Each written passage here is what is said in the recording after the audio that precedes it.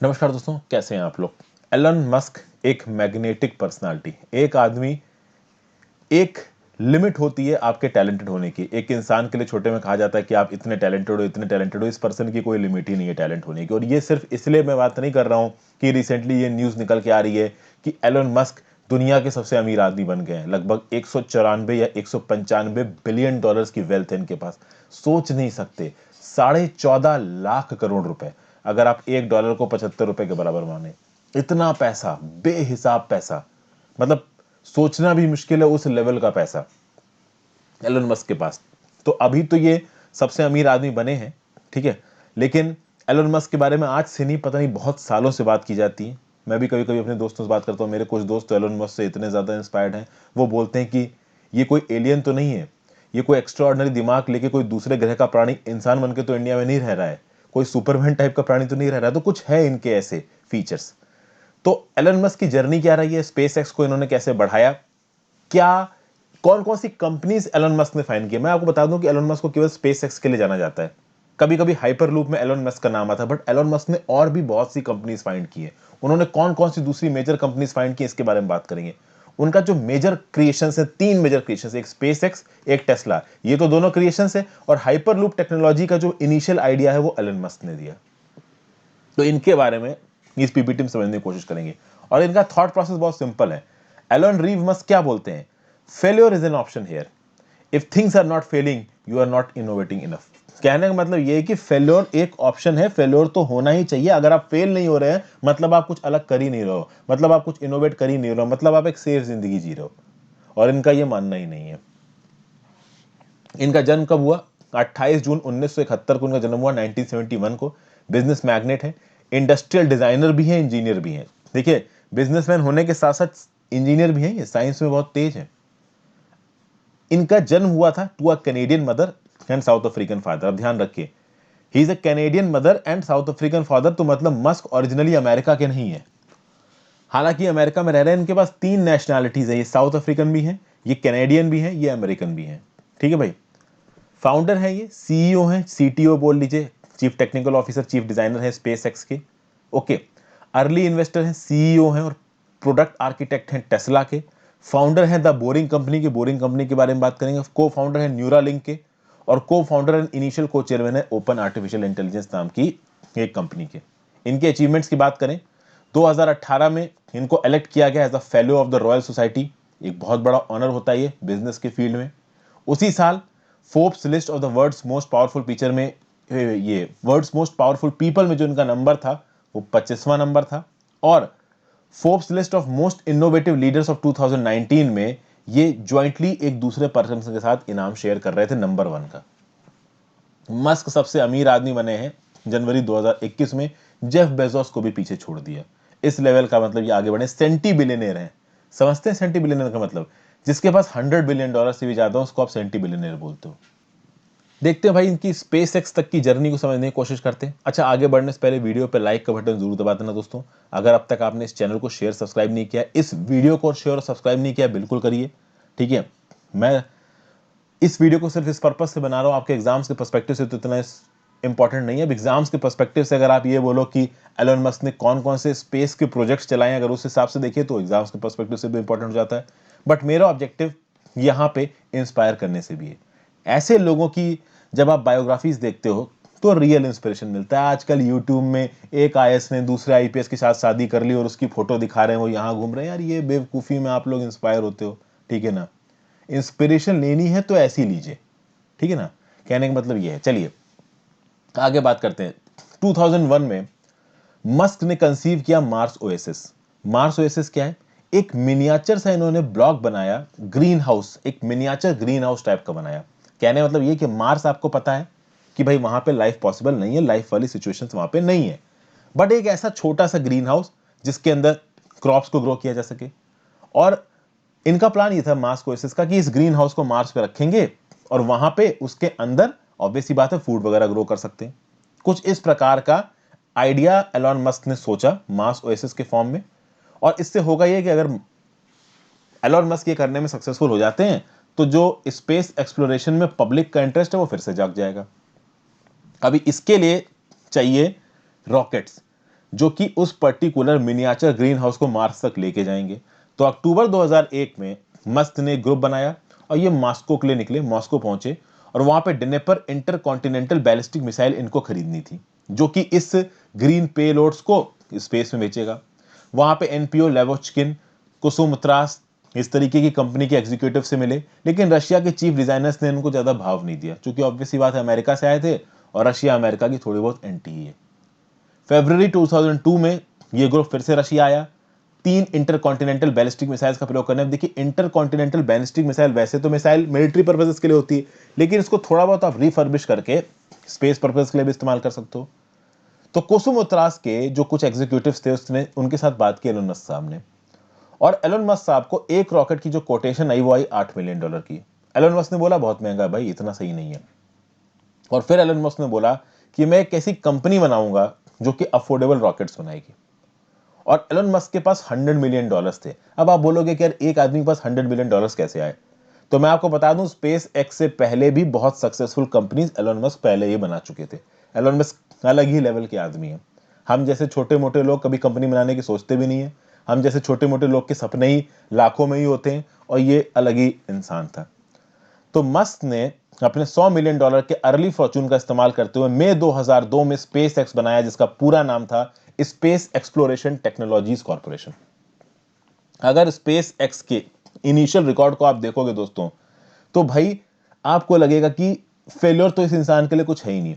पहला rocket launch हुआ, फट गया 2006 में। दूसरा रॉकेट लॉन्च हुआ 2007 में, वो भी फट गया। थर्ड रॉकेट लॉन्च हुआ, वो भी क्रिटिकल फेलियर। और इस रॉकेट में तो क्रिटिकल फेलियर जब हुआ तो बहुत नुकसान भी हुआ, चूंकि नासा के सैटेलाइट्स ऑन बोर्ड थे। और टेस्ला और स्पेस एक्स 2008 तक बैंक्रप्सी की स्टेज पे आ गए। उसके बाद 2013 में ओशन में लैंड करते हुए पहला रॉकेट फेलियर। फिर 2015 में चौथा रॉकेट लॉन्च के समय पे एक्सप्लोड कर दिया। सेकंड और थर्ड एक्सप्लोजन हुए जब वो ड्रोन शिप में उतर रहा था। ड्रोन शिप क्या होता है कि एक शिप सा तैरता रहता है समुद्र में, उस शिप में कोई नहीं होता है, और उसके ऊपर वो रॉकेट वापस आके सेटल हो जाता है, सीधे ऐसे आता है और नीचे उतर जाता है। इसकी वीडियोस भी आपको मिल जाएंगी। तो ड्रोन शिप पे जो लैंडिंग होती है, अगर आप ये जानना चाहते हो तो ड्रोन शिप लैंडिंग आप सर्च मार दो यूट्यूब में, आपको बहुत सी वीडियोस मिल जाएंगी। फिर भैया 2016 में पांचवा रॉकेट एक्सप्लोजन हुआ स्पेस एक्स का, और इसमें तो फेसबुक की सैटेलाइट्स थी ऑन बोर्ड, $300 मिलियन की सैटेलाइट्स थी। ऐसा बोला गया कि शायद किसी यूएफओ के टकराने की वजह से ऐसा हुआ है, पूरी तरीके से नहीं बोला जाता कि नहीं टकराने की वजह से हुआ, जो भी हुआ, बट फेलियर होता ही जा रहा था, होता ही जा रहा था, होता ही जा रहा था। लेकिन कभी ना कभी सक्सेस आती है। आप कब तक फेल हो गए? 22 मई 2012, और एक्चुअली में आप देखिए कि ये सक्सेसफुल हुए, फेल हुए, सक्सेसफुल हुए, फेल हुए। अगर आप पहले का रिकॉर्ड देखो तो 2006, 2008, 2007 लगातार फेलियर्स मिल रही है। 2012 में इनको एक बड़ी सक्सेस मिली। स्पेस एक्स ने हिस्ट्री बनाई जब कंपनी ने अपना पहला फल्कन 9 रॉकेट को स्पेस में रखा। मतलब फल्कन 9 रॉकेट की मदद से एक अनमैन्ड कैप्सूल को स्पेस में भेजा। इनके रॉकेट करते क्या, मैं आपको बताता हूं। मान लीजिए कोई भी चीज आपको स्पेस में पहुंचानी है, तो स्पेस को पहुंचाने के लिए एक जरिया चाहिए, और एलोन मस्क की जो स्पेस एक्स नाम की कंपनी है वो जो रॉकेट बनाती है वो रॉकेट यूज कर लिया। तो वो रॉकेट पहले फायर होगा, मैं बिल्कुल जनरल टर्म्स में आपको बता रहा हूं बिना किसी टेक्नोलॉजी की। वो रॉकेट फायर होगा, ठीक है, वो ऊपर लेके जाएगा पेलोड को, उस पेलोड को वो उसकी ऑर्बिट में सेटल करेगा, और वो रॉकेट वापस नीचे आ जाएगा, और उस रॉकेट को फिर किसी और मिशन में इस्तेमाल किया जा सकता है। तो इससे पैसे बचते हैं, समझ गए। 22 मई 2012 को फैल्कन 9 रॉकेट के थ्रू एक अनमैन्ड कैप्सूल भेजा गया। कहां भेजा गया? इंटरनेशनल स्पेस स्टेशन पे। इंटरनेशनल स्पेस स्टेशन पे 1000 पाउंड की सप्लाईज भेजी गई। इंटरनेशनल स्पेस स्टेशन पे आपको पता है कि राउंड द ईयर एस्ट्रोनॉट्स वहां पे पोस्टेड होते हैं। और जब ऐसा कर लिया इस फाल्कन 9 के रॉकेट में, तो उसके बाद मस्क ने क्या बोला कि भाई मैं बहुत लकी फील कर रहा हूं, it's like Viking a super ball. Super ball एक बहुत पॉपुलर स्पोर्ट्स है यूएस में। यूएस में कभी कभार छुट्टी होती है तो लोग सुपर बॉल देखते हैं, तो super ball is a very popular sport in USA. फिर दिसंबर 2000 में कुछ और हुआ। फैल्कन 9 का एक रॉकेट सक्सेसफुली एक सैटेलाइट को जियोसिंक्रोनस ट्रांसफर ऑर्बिट में सेटल कर पाए। जो जियोसिंक्रोनस ट्रांसफर ऑर्बिट होते हैं ना, they are somewhere around 36,000 to 42,000 kilometre above earth surface. 36,000 से 42,000 किलोमीटर की ऊंचाई पे होते हैं ये जियोसिंक्रोनस ट्रांसफर ऑर्बिट्स। तो एक सैटेलाइट को falcon 9 rocket of space x ने ट्रांसफर ऑर्बिट में, जियोसिंक्रोनस ट्रांसफर ऑर्बिट में प्लेस किया। फरवरी 2015 में स्पेस एक्स ने एक और फैल्कन 9 रॉकेट लॉन्च किया, जिसमें deep space climate observatory satellite थी। इस deep space climate observatory satellite को इसके ऑर्बिट में सेटल किया। ये डीप स्पेस क्लाइमेट ऑर्बिट ये क्लाइमेट ऑब्जर्वेटरी सैटेलाइट DSCOVR करेगी क्या? तो it will observe extreme emissions from earth that affect power grids and communication on earth. देखिए, जो सोलर स्टॉर्म से चलते हैं, जो कि अर्थ के सरफेस पे टेम्परेचर चेंजेस की वजह से चलते हैं, उसके चलते जो एकदम गर्म भपके आते हैं ना सन के, जिसकी वजह से पावर ग्रिड फेलियर हो जाता है हमारे अर्थ पे, कम्युनिकेशंस डिस्टर्ब हो जाते हैं, हमारे आयोनोस्फीयर पे फर्क आता है, उसको स्टडी करने के लिए जो deep space climate observatory satellite है, इसको लॉन्च किया था फैल्कन 9 ने सक्सेसफुली फरवरी 2015 में। मार्च 2017 में स्पेसएक्स ने सक्सेसफुल टेस्ट फ्लाइट किया और लैंडिंग किया किसका? फैल्कन 9 के रॉकेट का। और ये फैल्कन 9 का रॉकेट रीयूजेबल पार्ट से मिलकर बना था। तो आप समझो दोस्तों, पहले तो आप रॉकेट को भेज रहे हो आसमान में, उस रॉकेट को फिर आप वहां पे सैटेलाइट को ऑर्बिट में प्लेस करके वापस भी बना ले रहे हो, और उस रॉकेट को आप रीयूजेबल पार्ट से बना रहे हो। कहने का मतलब है कि भाई स्पेस ट्रेवल को बहुत सस्ता किया जा रहा है यहां पे। पहली बात तो रॉकेट को आपने ऊपर भेजा, सैटेलाइट को ऑर्बिट में प्लेस किया और रॉकेट वापस आ गया, तो ये रॉकेट अगले मिशन में यूज हो सकता है। और ये जो रॉकेट बनाया वो रीयूजेबल पार्ट से बनाया, तो भैया पैसा बच ही रहा है हर जगह पे। तो भाई कहीं ना कहीं स्पेसएक्स का जो मिशन था कि स्पेस ट्रेवल को रेवोल्यूशनाइज कर देंगे, चीप कर देंगे, कहीं ना कहीं कर रहे हैं एलन मस्क। मार्च 2018 में स्पेसएक्स को परमिशन मिल गई यूएस गवर्नमेंट से कि एक फ्लीट ऑफ सैटेलाइट्स बनाएंगे लो ऑर्बिट में, जो कि इंटरनेट प्रोवाइड करेगी। और ये इंटरनेट खासकर रूरल इलाकों में प्रोवाइड किया जाएगा, क्योंकि जो अर्बन इलाके हैं यूएसए के, वहां पे अच्छे खासे इंटरनेट की पेनिट्रेशन है। ये जो सैटेलाइट नेटवर्क था, इसका नाम था स्टारलिंक। ये स्टारलिंक ब्रॉडबैंड सर्विसेज को पहली बात तो रूरल इलाकों में अवेलेबल करवाएगा, और जो हेविली पॉपुलेटेड मार्केट्स हैं जैसे कि New York, California, Los Angeles, Washington DC, इस तरीके की जगहों पे कंपटीशन को बूस्ट करेगा। बहुत सारे नए प्लेयर्स आएंगे इंटरनेट सर्विस प्रोवाइडर्स में, क्योंकि अभी के लिए स्टारलिंक नेटवर्क से पहले केवल एक या दो जो आप कह सकते हो कि सर्विस प्रोवाइडर्स थे वो डोमिनेट कर रहे थे मार्केट को। तो मार्च 2017 में, मार्च 2018 में, दिसंबर 2013 में, 22 मई 2012 को, फरवरी 2015 में सक्सेस मिलती चली जा रही है एलन मस्क को। लेकिन इसके बीच में फेलियर भी मिला है। 2013 में एक रॉकेट फेलियर हुआ ओशन में, 2015 में फेलियर हुआ, 2016 में फेलियर हुआ। तो ऐसा नहीं था कि केवल सक्सेस ही मिल रही थी यहां पे एलन मस्क को, फेलियर्स भी मिल रहे थे। फिर भैया 2012 में स्पेसएक्स ने ग्रास हॉपर रॉकेट्स को बनाना शुरू किया। इन ग्रास हॉपर रॉकेट्स का काम क्या था? छोटी छोटी फ्लाइट्स लेनी है ताकि रॉकेट टेक्नोलॉजी को थोड़ा टेस्ट किया जा सके। और कहीं खास बात दोस्तों ये कि स्पेसएक्स के सीईओ हैं एलन मस्क, और साथ साथ ये चीफ डिजाइनर भी हैं।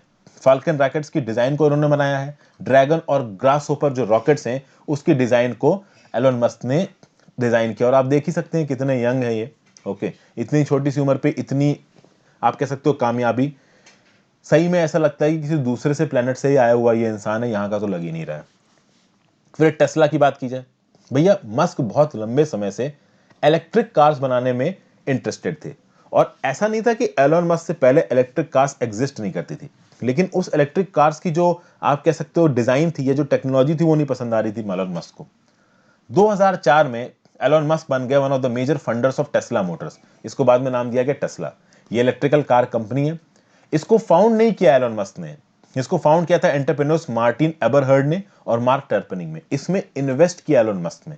आज की डेट में टेस्ला को एलन मस्क के साथ जोड़ा जाता है। 2006 में टेस्ला ने अपनी पहली कार निकाली रोडस्टर। ये एक बार चार्ज करने के बाद 245 मील यानी 394 किलोमीटर चल सकती है एक बार इसको बैटरी से अगर चार्ज कर दो। मस्क का यह मानना है कि पहले के जो इलेक्ट्रिकल व्हीकल्स थे वो स्टॉडगी थे। स्टॉडगी मतलब देखने में अच्छे से नहीं लग रहे थे, अनइंटरेस्टिंग से लग रहे थे। वो बैटरी कार्स में भी स्पोर्ट्स कार बनाना चाहते थे जो कि 4 सेकंड में 0 से 60 मील यानी 0 से 97 किलोमीटर पर आवर तक की स्पीड पे जा सके। और इन्होंने रोडस्टर कार बनाई और उसके बाद टेस्ला की जो डिलीवरीज थी दुनिया भर में 36% से बढ़ी। जो एलन मस्क हैं ये दुनिया के सेकंड रिचेस्ट पर्सन थे अभी पिछले साल ही, ठीक है। और इन्होंने ये बोल दिया था कि भाई हम इंडिया में अपनी टेस्ला की कारें बेचेंगे। 2021 से इंडिया में टेस्ला की कारें बिकनी शुरू हो जाएंगी, ऐसा एलन मस्क ने पहले अनाउंसमेंट कर दिया था। इन्होंने एक कंपनी भी रजिस्टर कर रखी है बेंगलुरु में, Tesla India Motors and energy. और इतना कुछ करने के बाद भी इस आदमी को चैन नहीं है, इसने हाइपर लूप का भी कॉन्सेप्ट दे दिया। हाइपर लूप के कॉन्सेप्ट में क्या बोला है यहाँ पे एलन मस्क ने? देखिए, कैलिफोर्निया में एक हाई स्पीड रेलवे सिस्टम बनने की बात हो रही थी और इसके लिए जो प्रोजेक्टेड कॉस्ट आ रही थी वो निकल के आ रही थी $68 बिलियन। मस्क ने बोला भाई ये बहुत महंगा है, इससे काम नहीं बन पाएगा। 2013 में मस्क ने बोला कि इस हाई स्पीड रेलवे सिस्टम की बजाय आप एक अल्टरनेट फास्टर सिस्टम बना दो, हाइपर लूप, जो कि मैग्नेटिक लेविटेशन पे चलेगा। अगर आपको हाइपरलूप के बारे में जानना है दोस्तों, तो हाइपरलूप ट्रांसपोर्टेशन और मैग्नेटिक लेविटेशन पे ये वीडियो मैं ऑलरेडी बना चुका हूं, आप इस वीडियो को जाके देखिए, आपको काफी इंफॉर्मेशन मिल जाएगी। तो ये जो हाइपरलूप है, this is a pneumatic tube, जिसमें एक पॉड होगा, उस पैड में 28 पैसेंजर्स, जो 350 मील की दूरी है, 560 किलोमीटर की जो दूरी है, 560 किलोमीटर की या 350 माइल्स की, लॉस एंजल्स और सैन फ्रांसिस्को के बीच में, इसको 35 मिनट में पूरा किया जा सका है। ये जो ट्रेन चलेगी ना, वो पॉड चलेगा ना, ये 760 माइल्स 1220 किलोमीटर पर आवर की स्पीड से चलेगा, जो कि ऑलमोस्ट साउंड की स्पीड के बराबर है। और यहां पे मस्त ने एक बहुत बड़ी बात बोली कि इसको बनाने में $6 बिलियन लगेंगे। अब आप सोचो दोस्तों, यहां पे आप एक रेल सिस्टम बना रहे हो $68 बिलियन का, और ट्रांसपोर्टेशन में 2-3 घंटे 4 घंटे तो लगेंगे, और हाइपरलूप बना रहे हो जो कि केवल $6 बिलियन में बन रहा है, उसकी एक दहाई कॉस्ट पे, 10% कॉस्ट पे, और भाई इतनी तेज वो ट्रांसपोर्टेशन कर रहा है, 35 मिनट में 507 किलोमीटर। अरे भाई मजाक है क्या? लेकिन कुछ समय बाद ही एलोन मस्क ने बोला कि चूंकि उनका समय स्पेसएक्स और टेस्ला में ज्यादा लग रहा है, तो हाइपरलूप के डेवलपमेंट के लिए, उसमें इन्वॉल्वमेंट के लिए उनको एक्चुअली में समय नहीं लग पा रहा था। ये मैग्नेटिक लेविटेशन की टेक्नोलॉजी कैसे काम करती है, ये भी मैंने इस वीडियो में समझा रखा है। और इसके बाद भी ये आदमी नहीं रुका, इसने कुछ और कंपनीज बना रखी हैं। तो भाई सोलर सिटी बनाने की बात करी एलोन मस्क ने, और सोलर सिटी के लिए एलोन मस्क ने पैसा दिया, फाइनेंशियल कैपिटल प्रोवाइड किया, और इनके कजिन्स लिंडन और पीटर रीव ने सोलर सिटी को को फाउंड किया 2006 में। 2013 तक ये जो सोलर सिटी नाम की कंपनी थी, यूनाइटेड स्टेट्स में सोलर पावर सिस्टम बनाने के लिए सेकंड लार्जेस्ट प्रोवाइडर थी ये सोलर सिटी नाम की कंपनी। 2016 में मस्क ने बनाई न्यूरालिंक नाम की कंपनी। ये एक न्यूरो टेक्नोलॉजी स्टार्टअप कंपनी है जो कि ह्यूमन ब्रेन को आर्टिफिशियल इंटेलिजेंस से जोड़ती है। 17 दिसंबर 2016 को बोरिंग कंपनी नाम की एक कंपनी बनाई। फरवरी 2017 में इस कंपनी ने 30 फुट गहरा, 30 फुट वाइड, 50 फुट लॉन्ग और 15 फुट गहरा टेस्ट ट्रेंच बनाया in the premises of SpaceX offices. Actually में देखिए, टनल बना क्यों रहे हैं? ये टनल एक्चुअली में इसलिए बना रहे थे, ये बोरिंग कंपनी करती क्या है, ये बस टनल्स बनाती है। टनल्स क्यों बनाती है? क्योंकि देखिए, जो बहुत ही रिहायशी इलाके हैं यूएसए के, जहां पे बाहर ट्रैफिक जाम बहुत लगता है, तो उनको कुछ की पॉइंट्स ऑफ सिटी से जोड़ने के लिए, जैसे एयरपोर्ट से जोड़ने के लिए, मेट्रो स्टेशन से जोड़ने के लिए, या किसी एक ऐसे आउटलेट से जोड़ने के लिए जिससे आराम से आप ट्रैफिक हुई होकर निकल सको, तो इसके लिए बिल्डिंग के अंदर से, किसी बड़े कन्वेंशन सेंटर के अंदर से टनल खोद के रास्ता निकाला जा सकता है। यही काम करती है बोरिंग कंपनी। तो एक टेस्ट के लिए ये टनल खोली गई थी स्पेसएक्स के ऑफिस में लॉस एंजल्स में, और अर्ली 2020 तक एक tunnel Las Vegas convention centre के नीचे भी खोदी जा चुकी है। कहीं ना कहीं इस टनल सिस्टम को यूएस की अथॉरिटीज ने भी अप्रूवल दे दिया है।